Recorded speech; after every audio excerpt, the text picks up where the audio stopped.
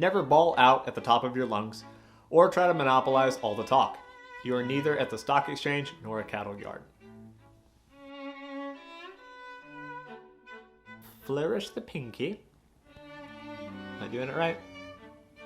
Welcome to another episode of Compelling Combos, and a very special episode it is.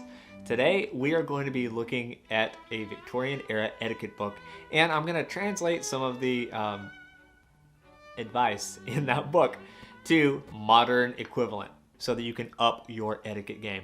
What? Yes, this is happening. So grab your powdered wig, dust off your top hat, and get in your horse and buggy because we're going to learn some 1880s Victorian era etiquette.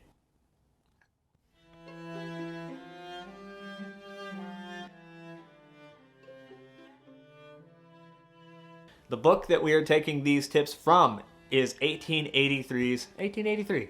It was a good year. It was an okay year. From 1883's Never, a handbook for the uninitiated and inexperienced aspirants to refined society's giddy heights and glittering attainments. Nice, short, clean book title. I love it. First up, never either keep twisting and squirming about in your chair as if sitting on a hornet's nest, nor keep crossing and recrossing the legs every second and a half, nor carve your initials on the furniture with your penknife. Who is carving their initials into furniture with a penknife? Okay, 1880s things. If you're out somewhere, wherever you are, it's going to be in your interest to look like you're engaged. So say that you are out at dinner on a patio somewhere. Do you want to be uncrossing and crossing your legs and look and squirming in your seat like you have somewhere to be? No. In fact, if you want to display confident, charismatic body language, if you look at the folks who do that really well, body language is going to be pretty calm. They're going to communicate something that says, hey, I'm here. I want to be having this conversation with you, and there's nowhere else on earth I would rather be. And what that ends up looking like is really calm body language. So there's not going to be a whole lot of excess movement. It's just going to be focused on the other person.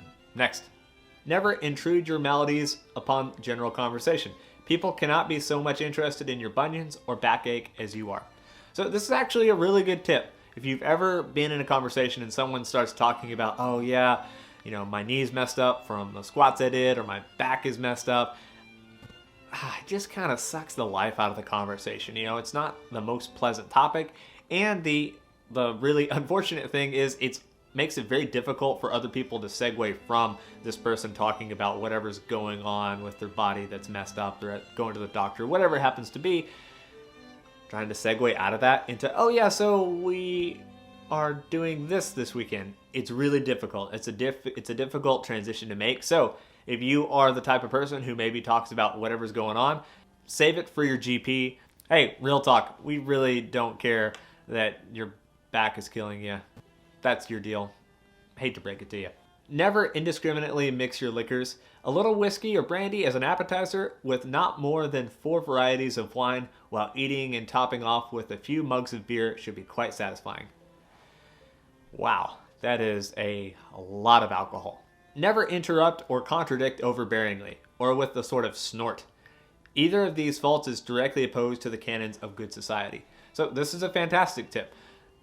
We've all met the actually person, right? So you're in a conversation and then you hear this thing swooping in from the rafters. Just don't be that person. Look, unless you are, a fighter pilot or a surgeon, something that specifics really matter and accuracy has to be maintained 100% of the time. Don't be that person that corrects people every chance you get. It's not going to win you any friends.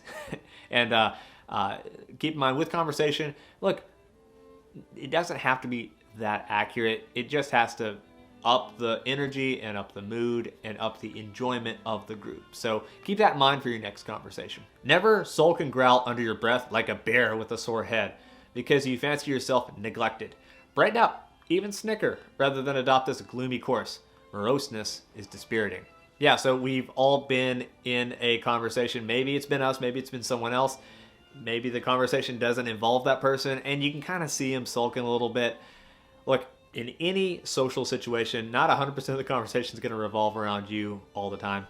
And it's much better to adopt a attitude of like, look, I'm going to look for an opportunity to hop into the conversation again, rather than saying, oh, everyone's ignoring me, what's wrong with me, and getting in your own head. That is not going to lead to better social outcomes. That's going to lead to you being in your head too much and worse social outcomes. So don't sulk like that bear with a sore head. Just look for the next opportunity to hop back into the conversation and keep that energy light, keep it positive, and be enthusiastic, and you'll be good to go. Never descend to the breakfast room without having washed your face, brushed your hair. Cleanliness is a part of good breeding. Pretty good point. And I'd like to extend this. So say that you are hopping on a Zoom call and put on a nice shirt. Like, make yourself look good. My friend Peter from The Essential Man has a good saying, which is look like you give a damn. So look like you're excited to be there and take care of yourself. So whatever that means for you, if you put on that nice shirt, brush your hair, you'll be feeling good, and that will translate into social performance. You can take the most charismatic person in the world, but if they have a t-shirt that's 2 sizes too big and just looks terrible on them, it's not fair. We judge people by appearances, especially in a first impression situation. So put yourself together. We all may not look like Brad Pitt or whoever. It doesn't matter. We have to do the best we can with the cards that we have. Woo! Wow, these next ones are crazy. Never shake your fist at waiters or swear at them in loud and imperious tones. This is not the best form, even in a restaurant. Wow. So, if you are in any situation, maybe you're out with friends, maybe you're doing this, that, or the other, be courteous to people who are there to serve you. Could be a waiter, could be a salesperson. Doesn't matter what it is, but I can't believe I need to say this, but be respectful of that person and treat them like a human being. So there are some people, and for whatever reason, they're great to hang out with, but they're just not very good with service people. Don't be that person. Treat everyone as if they are your friend. This is what I teach my clients and students. Emotional contagion matters. They're a human. You're a human. You might as well treat them as best you can. It's going to take you further than being the person who yells at the waiter for this, that, and the other. Wow, people in the 1800s were really kind of jerks. Never, upon entering a theater, seize an usher by the throat, rub your coupons into his eyes, and loudly demand your seats or his life. A public entertainment is not a rat baiting. Yeah, don't do that. It's called assault. It's not good. Be a human. Be respectful. Be nice.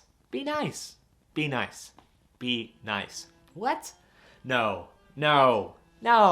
This can't be right. Never take in any more drinks in the early part of the day than are absolutely necessary to brace you up. 3 cocktails as eye openers, followed by 2 in the way of appetizers, ought to straighten you up before breakfast.